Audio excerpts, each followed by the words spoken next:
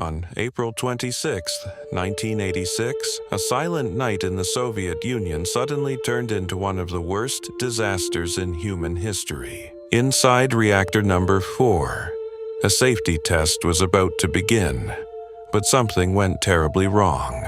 The explosion was so powerful that the reactor core was left completely exposed to the open air. Firefighters arrived within minutes, unaware they were walking into deadly radiation. None of them were told the reactor had exploded.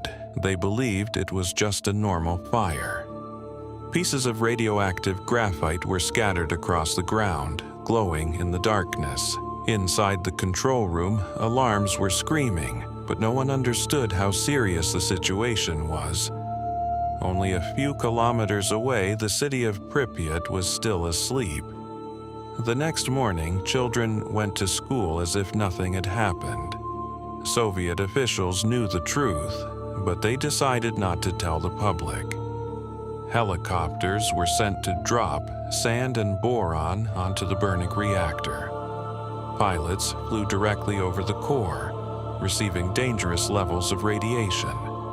Soldiers were sent in with almost no protection.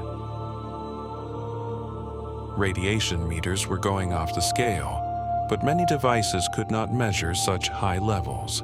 Scientists quickly realized the explosion was far worse than anyone expected.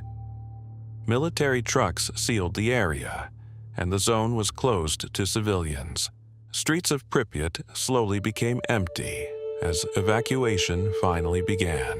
People were told they would return in a few days, but they never did. Families left everything behind, not knowing their homes would stay abandoned forever. From the sky, the reactor continued to burn, releasing invisible poison. Secret Soviet documents were created, marked with the highest level of classification.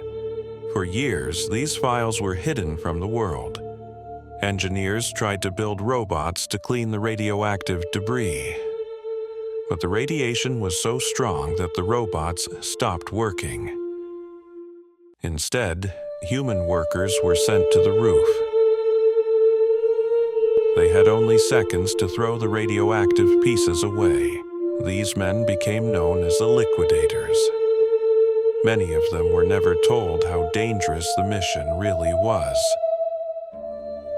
Radiation levels near the reactor were thousands of times higher than normal. Firefighters who arrived first became the most heavily exposed. Some were taken to hospitals in Moscow under complete secrecy. Doctors were ordered not to speak about what they saw. Soviet leaders feared panic more than the disaster itself. Even other countries detected radiation before the Soviet Union admitted anything. Satellite images later showed how large the damage really was. The city of Pripyat became a ghost town in only a few days. Schools, parks, and homes were left exactly as they were. Gas masks and toys still remain where children left them. Nature slowly returned to the empty streets, but the radiation never truly disappeared.